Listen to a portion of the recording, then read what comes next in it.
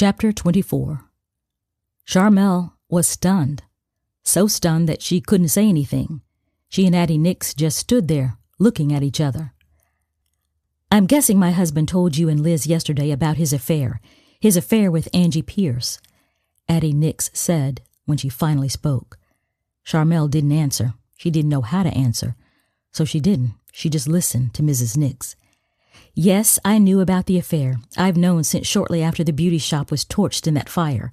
I didn't say anything in front of Carl while you and Liz were there yesterday, but there are some things you should know." Sharmelle still had not said anything to confirm what Carl Nix had revealed to her and Liz. "I found out that he and Angie were carrying on a few days after the fire.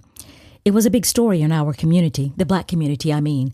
Everyone was talking about it, but I couldn't understand why Carl seemed so, I guess obsessed would be the right word for how he was acting about this particular case. He kept saying this was the case that could finally get him a big promotion, but something told me there was more to it." "How did you find out?" Sharmelle couldn't resist asking. "I worked at a daycare center back then. I was the manager.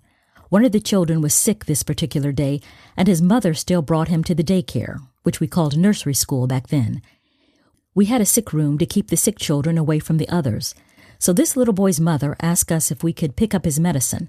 She worked at the Chrysler plant and couldn't be late to work, so I agreed to pick up the medicine. We used to do that kind of stuff back then. So after picking up the medicine, I decided to take the long way back and drive down the street where the beauty shop was. Everyone was talking about how big the fire must have been and how terrible everything looked, so I wanted to see it for myself. I could see the shop from a distance, well, what was left of it at least, but I also saw Carl's car, not his patrol car, his personal car. It struck me as odd because he had swapped shifts with another officer and was supposed to be working the night shift. But there was his car, and it was around 10 in the morning.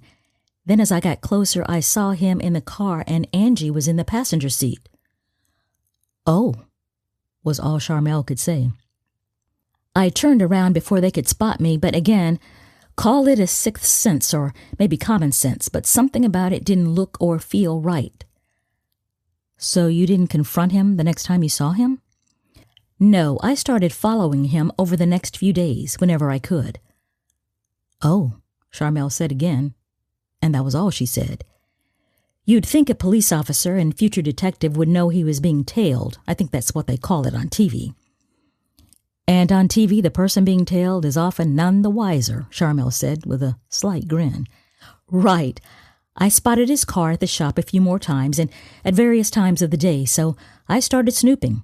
I found his crime book, or whatever police call it, where they make notes about their cases. I think he was supposed to leave it at the station, but he brought it home. Maybe that was okay back then, but along with his notes, I found a page that had the letter A, along with the shop's number, and another number which I suspected was her home phone number, and I was right because I looked it up in the phone book." "But she was a key witness in the case. That could have all just been a part of his investigation, right?" "It could have been, but it wasn't. One day he told me he was working another night shift, so I started to drive by the shop again. It was a little bit after 10 o'clock that night, and they were both sitting in the car again.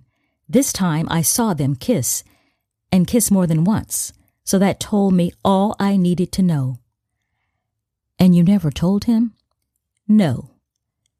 "May I ask why?" "It was a different time. Our kids were still young. I was trying to keep my family together." "And you never said anything to Mrs. Pierce? I mean, she was your hairdresser." "She was, until then. She moved to another shop while they were rebuilding hers. She was even doing hair out of her home. I told Carl I was just going to find someone else, and of course he didn't protest. He was all for it, for obvious reasons." "These old ladies really know how to keep secrets," Sharmelle thought to herself. "But my sister kept going for a while. I didn't tell her anything about the affair because I was using her to keep tabs on Angie. I think the affair was brief. I'm not sure when it ended, but it just seemed that it did. Carl seemed changed, back to his old self again." "I'm sorry you went through all of this." "It was a long time ago. Our marriage survived, and I kept our family intact. I've forgiven him, and we moved on. I know you young ladies these days would think I was rather foolish, but times were different. We didn't have the kind of options you independent young women have these days." They were both quiet until Sharmelle spoke again. "So you've been keeping track of her all this time, for decades?" "I kept up with where her new beauty shop was located. I found out where she lived and drove by there every now and then. I've followed her. I guess these days what I was doing would be considered stalking. But because we have some mutual acquaintances, I've been able to keep track of her over all these years." Sharmelle was both fascinated and impressed with Mrs. Nix at this moment. She showed very little emotion in telling what must have been a heartbreaking time in her life. She just calmly laid out all the details, very matter of fact, without appearing to be bitter or sad. "And obviously you know why I was so fixated. I wanted to make sure she didn't get a second chance with Carl." "So you know where she lives now and her husband? His name is Marcus?" "Yes to both questions, Sharmelle. The man you're looking for is Angie's husband, Marcus Pierce. I can take you to their house right now. They're at home. I drove by before I came here. I can take you by there if you want to see it."